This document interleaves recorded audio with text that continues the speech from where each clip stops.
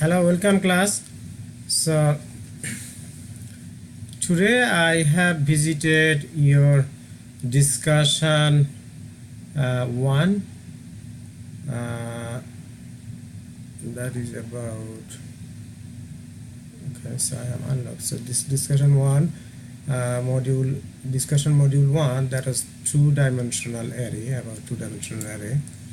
So I read a almost all of your posts, and I found a good number of posts and a very nice and a good and collaborative discussion.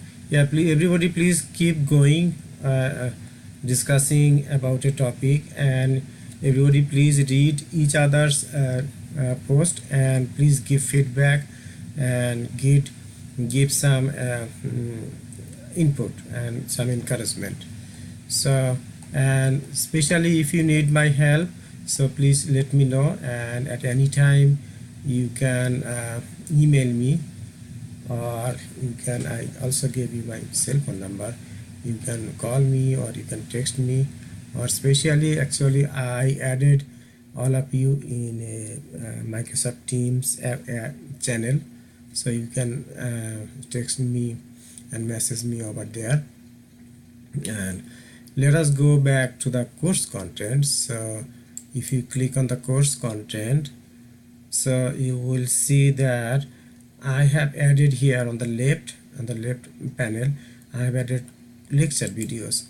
So these lecture videos are mainly from my other lectures, other face-to-face class lecture I have been teaching, and also there are two WebEx meeting I made with you. And so every week I will upload one or two lecture videos, and mainly, so you please follow, everybody please follow the learning modules over here. So if you click on the learning modules, you see the first one is module 01, review of 1301 or 1321. This is CS1 course. So if you click over here, so you will see the lecture 01 review 1 is C# and Java, then lecture 2 review 2, and lecture 3 the sorting and searching, and lecture 4 is 2D arrays, two-dimensional arrays. So after that there is a quiz, quiz 1. Have extended its due date, so it is still September 1. So please wait until you complete these PowerPoint slides. So for instance, let us go through each of these slides. So quickly I can go through this slide. So this is how I like you to go through each of the slides. For instance, this is lecture 1. So if you go to this slide 1, and at the end of this slide you will see a download button over here. You will click on this download button, please. So once you click on the download button, then you will see that a PowerPoint file will be downloaded. Actually this is like a PDF format, so you cannot make any change over here. So but if you download the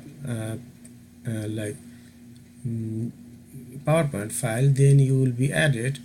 So then click on show in folder, or double click over here, so it will open.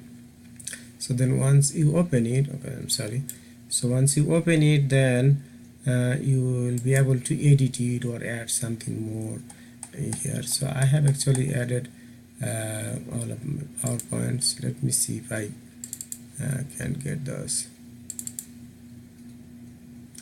So this is 1322 learning modules. These are from, I got from okay, so let me open it using the PowerPoint.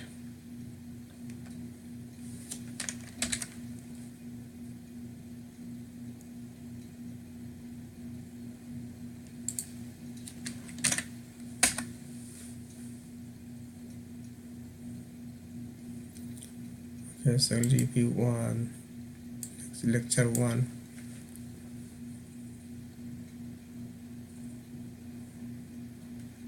Okay, so now if you download the this, if you download this file and if you open this as a PowerPoint file, then you will be able to write your note, write your own notes over here, or if you want to add more slides over here in between, you can do that. So let us go through this quickly. So first one is this one is a review of 1301 or 1321. So it's common data types. So as I discussed earlier, integer, long, double, float, and character. So in C#, there is also there is a boolean. In Java it's called boolean, and C# we call bool, and in C# we write strings is in lowercase, but in Java we say string in uppercase. As you know, in Java string is a class, and string, so actually string is a class, it's considered as a class. So we use string instance as an object of string class. So this is why you have to type in uppercase. So then if we see the next one, okay, so this is the console for writing like console.writex. This is in C# format, console IO. And then if you go to Java, then you will see system.out.println. Actually system is a class and out is an like what is called is print streams classes is an what is it called modi field. Actually it is a field, it is static type field. So this is why it is called with the class name system.out.println. Print is a method, or println is a method also here. So and next line is a method. So for scanning, so like if you want to get some value from keyboard, then we use next line, or next int is we use if we scan some integer value, then we use next int. And then it has data validity. So these are the common things. So please go ahead one by one each of this space. Then it says how to write pseudocode. In order to write pseudocode, we assign name equal to empty value. There is nothing. Empty means empty, but not null. There is another for object type. There is another value for null, that is but not null. So if you cannot type in this we type in by pressing holding down Alt key, then you will from the numlock side of your keyboard you will type in 1127 maybe, then unhold release the Alt button, then it should come here, but it's not coming here. Maybe 128 or something, or 126. No, maybe it's supposed to be 127. But okay, if you cannot type in this character, you can get equal sign. That would be fine. That's not an issue. This is writing pseudocode. Okay, and then is in C# user interaction. So console.write will allow you to type in something, the string that is within double quotation.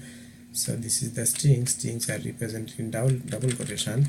So and in this line you will it will allow you to type in some value from your keyboard, and then whatever you will type in your name, and then that will be printed as hello. And then if you say Mokhtar, then we'll say hello Mokhtar. So this is in C# notation.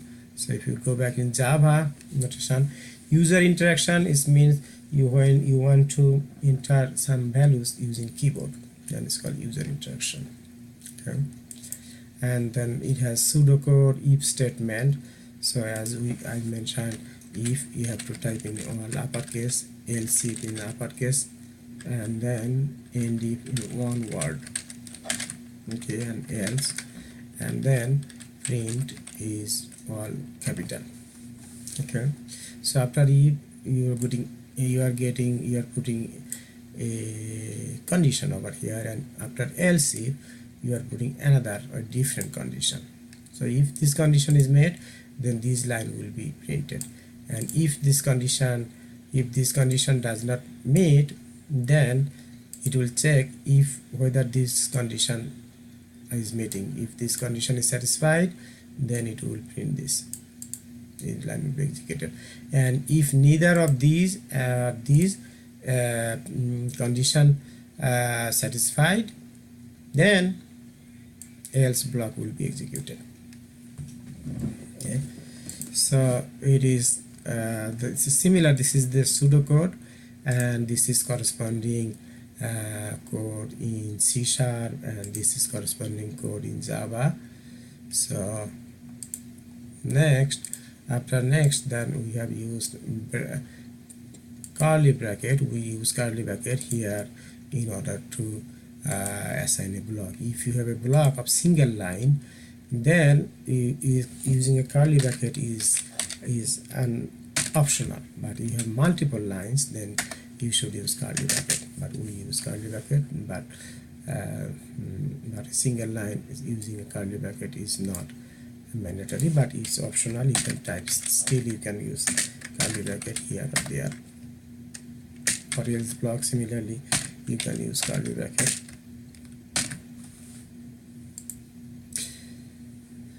Okay, so then it calls method, declaring method. Method has a return type and the method name, and it may have some parameter list, may have some may not have some parameter list. Parameter lists are optional. Then the method body start with an opening curly bracket as is ended with a closing curly bracket. And how do you know whether it is a method? Just by looking the parentheses. Okay, when you see a set of parentheses, then you will understand this is a method. Okay, for instance, here this is a method. It has a parenthesis. It is a method. Print is a method. Println is a method. Let us go up. So if we see here, right line is a method because it has a parenthesis, right? So it has a parenthesis. Wherever you see a parenthesis, this is a parenthesis. So inside the parenthesis, you may find something inside the parenthesis or may not find something inside the parenthesis. If you see there is something inside the parenthesis, then these are called argument or parameter. So we will know the use of argument and parameter better if you go through method declaration. Okay, and a method may, most of the time, method have a return type. So return types, if a method has a return types, is very important. Methods return types is very important thing. So if a method has a return type, so then it returns at the last line, or will be at the body. Last line will be something like that. Return some expression, some value or some expression. If you want to void this return type, then you will use a void in the in return type here. So in the method signature here, if you say void, then this method cannot have a return statement. So if you do not have a void, then you have to give a return type. But if you have a void, then you cannot give a return type. Okay, void means you are discarding, you are like excluding its return type. You will not have any return type you will not have any return statement for this method. Okay, so methods return type is very important thing. So when a method returns a value, then that method can be used as a variable of that type, of that return type. So we will know methods return type later, more about that. Okay, so here print menu is a method and it has no parameters. So how do we know this is a method? So it has a set of one set parenthesis, and this is the method's body starts and method body ends over here, and this return type is void. So also write line is also a method over here, and console is a class. So then this one has a pseudocode of get choice. So this is the pseudocode. So this is a pretty straightforward pseudocode. Please go through this pseudocode, and then it has something. It's same thing. This is in pseudocode. This pseudocode is implemented in Java, and here it is the C# implementation. And here is a loop. Loop is used mainly for iterating. For iteration, if you want to iterate or execute a block of statement multiple times, like more than one times, then you should use a loop statement. A loop statement will make your execution maybe faster, or it will concise your program code, and it will make your program code concise, so that everybody can understand this easily. So therefore, like for is a most commonly used loop control statement. So for it has within parentheses. So within parentheses, this is also as I mentioned, that if you see a parenthesis, this is kind of method. So this is an exceptional, but you can tell it as a for method. It's not a method, but this is an exceptional condition. So here you will initialize the index variable. Initially, actually within the for loop, we put over here the index variable, we call that. So that index, it puts at the initial value, then condition. This condition may increases or decreases the index value, and it has the last or final value of the index value that will terminate the loop. So and within parentheses you can put your loop body, but if you have only one statement, then its parenthesis is optional. For instance, initially sum is 0 for I equal to 1 to 0 to 0 to I less than 100 is I plus equal to 2. That means every time I is increasing by 2, I equal to I plus 2. That means, and it is adding sum equal to sum plus I. That means it is adding all of the even values, 2 plus 4 plus 6 plus 8 up to what? Up to 98. And then finally it will find the sum, like that is a 2 plus 4 plus 6 up to 98. So that will be printed over here, and is similar over here. So here you can do there is a do loop, for loop. Like for loop, there is while loop. While loop is more similar with for loop, but there is a do loop. There is a difference between do while. This is called do while in C#. Between while and do while, there is a difference. One difference in do, it will execute the body at least one time without checking the condition. So then once the body is executed, after the body is executed, it will check the condition. If the condition is true, then it will again execute the body. If the condition is false, then it will not execute the body for the second time. Okay, so there is the difference between while and do while is that while execute the body with a condition. If the condition is true, or while like while and for, if the condition is true, then the while loop will execute the body. But if no matter whether the condition is true or false, do will execute the body at least one time. For the second time, it will check the condition. And another thing that while you use do, after while you will use a semicolon in C# and in Java as well. and after do you do not use any semicolon, and also after for you do not use any semicolon. Okay, so this is for Java and this is for C#, almost same code in C# and Java. So this is another thing. This is initialize I equal to index variable equal to 10 and total equal to 0, do total equal to total plus I. It is decreasing I. It is decreasing I by 1 every time. So it's a decremental postfix operator. So while loop, okay, so I got while loop over here. While loop, unlike do loop, while loop checks the condition first. If the condition is true, then it executes the body. If the condition is not true, then it will not execute the body.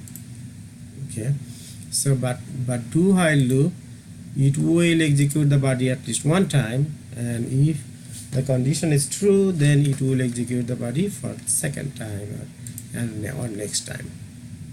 So please do some practice to understand between while and do while statements. Then we have another review, lecture 2.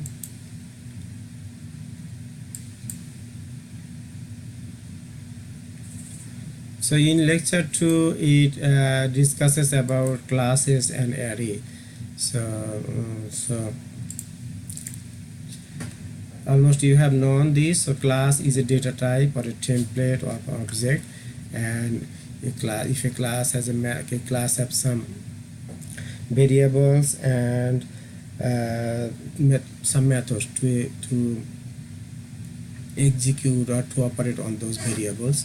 So in variables in class we call member variables, and methods in class, functions in class we say method or function. Actually class contains some variables and some functions. The functions of a class are called methods. So if a function name is of a class is if a function has same name of this class, then we will call it a constructor. A constructor is a class. A constructor is used in order to initiate in order to create an object of a class. So and these are the modifier, access modifier, public, private, protected, and get and setter that we call getter and setter. In C#, also in Java we call getter and setter. Okay. Classes instance variable should normally be private, but it can be protected one. So here is public class. Okay, trophy is a trophy class. A class name usually start with an uppercase letter. So this is the class body start, and where it ends, it does not have any end. So class body. So this is the end of the class body, so we can say, and this is the method trophy. This has same name of a class name, so this is a constructor. So a constructor does not have any return type, even not void. Constructor cannot have a return type. So our loaded constructor, a class may have multiple constructors. So instead of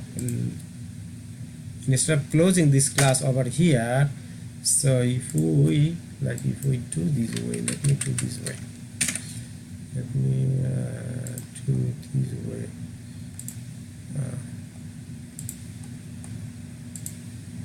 Let me do this way. Make some space, and then I can do over here. So this is over here, this is here, and we can close the class over here. We can close over here. So so this class trophy class has two constructors. One is trophy without any argument, and this is with two arguments. One is string type, another is integer type. So a class may have multiple constructors. So based on the initialization,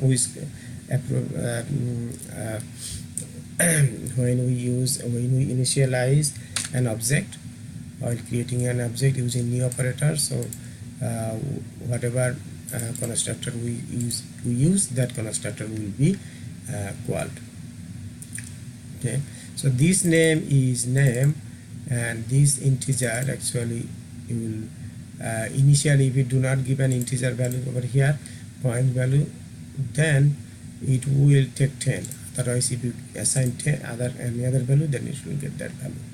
So it has multiple constructors. Okay, so then this class public string is class,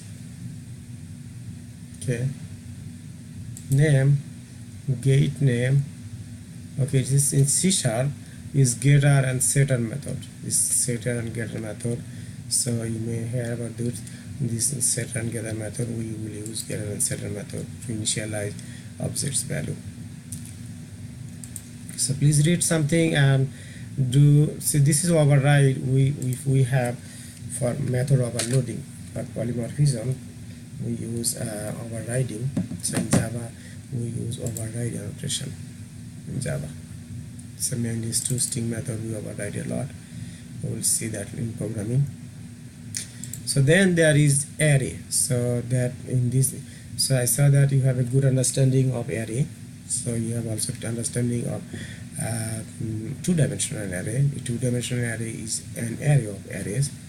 So actually this is a sign of array. Angle bracket is a sign of array, you know that. So that is, this is a this second bracket, this angle bracket goes on with the type. So you can put in like this way, or you can give space, or even you can give, you can put over here, but wherever you put, when you do not give space, then actually it is tied with that array type.